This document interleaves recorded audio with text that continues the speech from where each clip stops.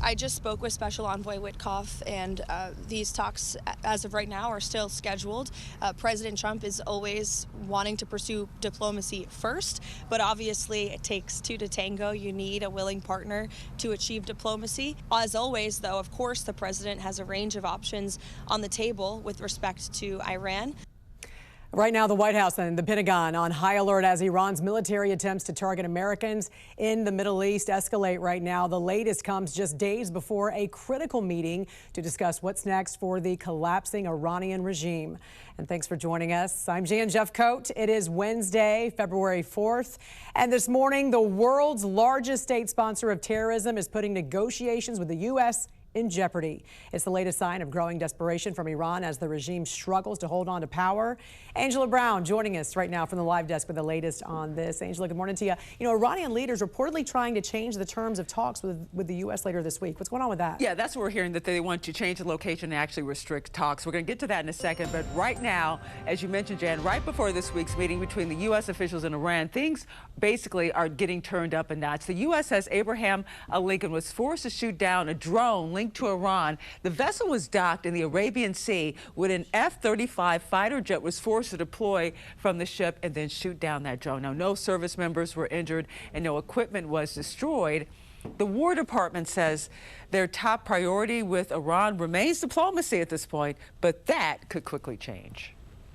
Iran will not have nuclear weapons capabilities, and so they can either negotiate on that front or we have other options. That's why the War Department exists. He doesn't want to go that route. I don't want to go that route. But our job is to be prepared. And so, of course, we are. And we're more than prepared. And we're also following this morning new developments for Iran as a meeting with U.S. leaders approaches this week. Iranian leaders are pushing to change the location of that meeting, exclude regional partners, and limit discussions on its nuclear program. The original meeting had been set to take place in Turkey, but now Iran wants to move it to the nation of Oman. President Trump said as of last night, they're still negotiating with Iran, but no changes have been announced. The meeting is slated to take place on Friday. We're watching the very latest on this developing story here at the live desk. Angela, thank you. The U.S. Navy also on alert, monitoring for additional attacks by Iran after its military tried to seize a U.S.-flagged oil tanker. Yesterday, Iranian gunboats in the Strait of Hormuz approached and unsuccessfully tried to board the tanker before a U.S. Navy destroyer arrived. The U.S. tanker did not stop and is now being escorted by the U.S. military. I'm national correspondent Kayla Gaskins in Washington. President Trump is again turning up the pressure on Iran, pushing for a nuclear deal as the U.S. continues a major military buildup in the Middle East. White House Special Envoy Steve Witkoff and President Trump's son-in-law, Jared Kushner, are planning to meet with Iran's foreign minister Friday in Turkey to discuss a possible nuclear agreement. Representatives from Saudi Arabia, Egypt, the UAE, and Oman will also reportedly be in attendance. If the meeting happens, it would mark the first direct talks between U.S. and Iran since negotiations collapsed last summer and the 12-day war between Iran and Israel broke out. If war starts, that would be a disaster for everybody. For the past few weeks, the United States has moved heavy military firepower into the region as President Trump keeps strikes on the table. Iran's Supreme Leader Ayatollah Ali Khamenei is warning any U.S. attack would trigger a regional war, to which Trump responded. Hopefully we'll make a deal. If we don't make a deal, then we'll find out whether or not he was right. President Trump says they've given Iran a deadline to make a deal. On Monday, a spokesperson for Iran's foreign minister speaking out against the U.S. military buildup. What the United States is basically doing in our region amounts to a constant violation of the most fundamental principle of international law. Reports emerging Monday that Iran's leadership is concerned U.S. military strikes could reignite protests inside the country. Demonstrators upset over Iran's economic crisis filled the streets across the country last month until a brutal government crackdown left thousands dead.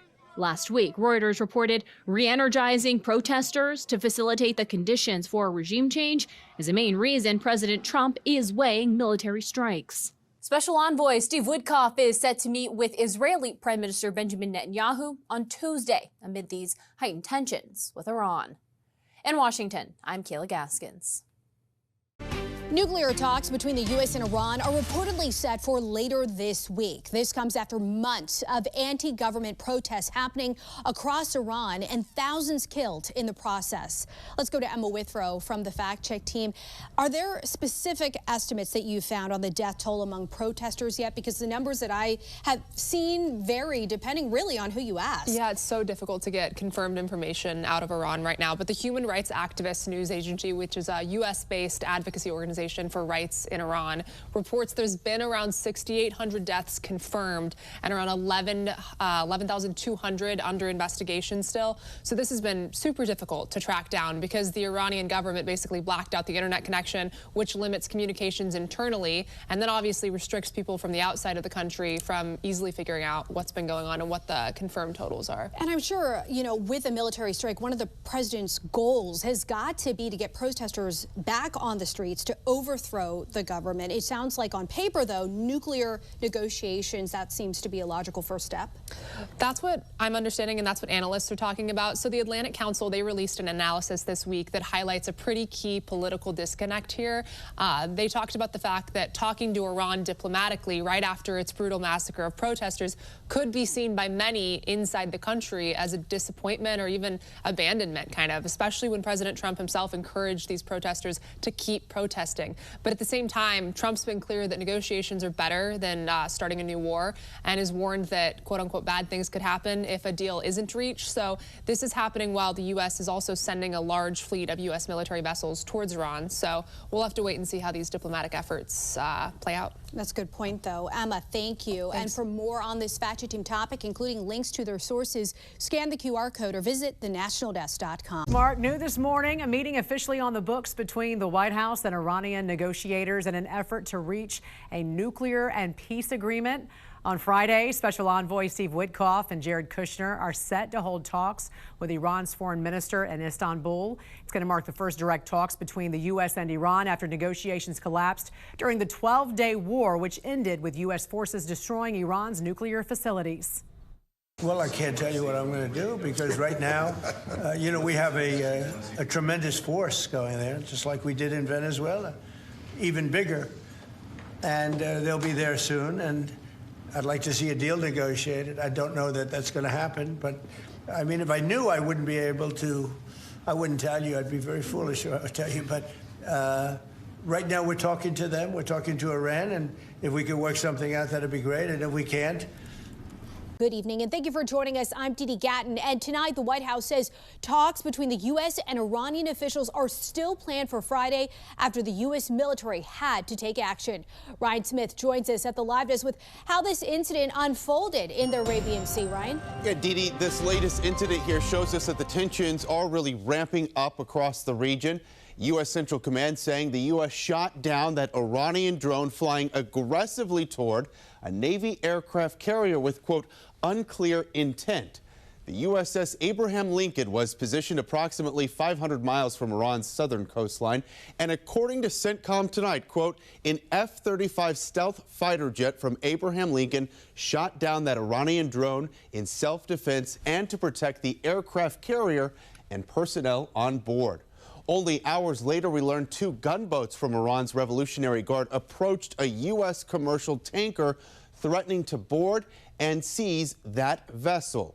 A U.S. warship responded, de-escalating the incident, according to CENTCOM. The White House now says diplomacy is the top priority here, but warned today President Trump is keeping the option open of military strikes. Later this week, White House Special Envoy to the Middle East, Steve Witkoff, and President Trump's son-in-law, Jared Kushner, are expected to travel to Istanbul to discuss a potential nuclear deal with Iran. Let's go to Emma Withrow from the Fact Check team. And of course, there is what the Trump administration wants out of these nuclear talks versus what is likely best case scenario and agreement, right? Yeah, so President Trump, he's made his main goal pretty clear here, which is just essentially ensuring that Iran doesn't have a nuclear weapon. So that's the main objective driving these diplomatic efforts. And that entails things like Iran would need to shut down its uranium enrichment program, also accepting major limits on its missile program. And also the U.S. wants Iran to stop throwing money and weapons at its regional proxy militias, groups like Hezbollah, Hamas, the Houthis.